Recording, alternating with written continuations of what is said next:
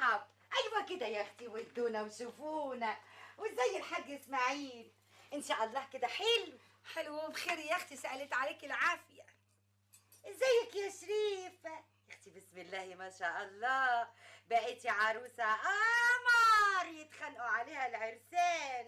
لا يا اختي، احنا عايزينها الاول تاخد الشهادة. هي لسه لها كتير؟ لا ابدا، ده هي سنة واحدة بس وتاخد الدبلونة. ربنا يوفقها في كل اعمالها. ما تمد ايدك يا اختي على الفاكهة، الطبق لسه بحاله. مد ايدك يا شريفة. ما انا هاكل اهو يا خالتي.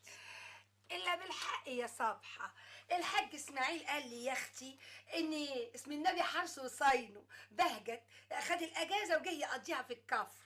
ده بقاله كتير قوي ياما. يا اختي بقاله كتير، بقاله يجي جمعة كده. اصلي بهجت ده ياما دمه خفيف قوي، ده ركب معايا العربيه من المركز لحد هنا وهو عمال يضحكني. عجيبة يا اختي، امال ما قلتليش ليه؟ هي لازم تقولك كل حاجة ولا ايه يا خالتي؟ ازيك يا خالتي؟ ازيك انت يا حضرة الوكيل؟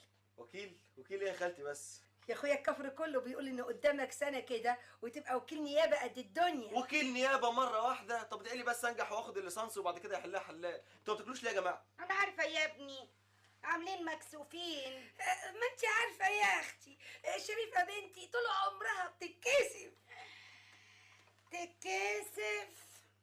هتتكسف من مين يا حسرة؟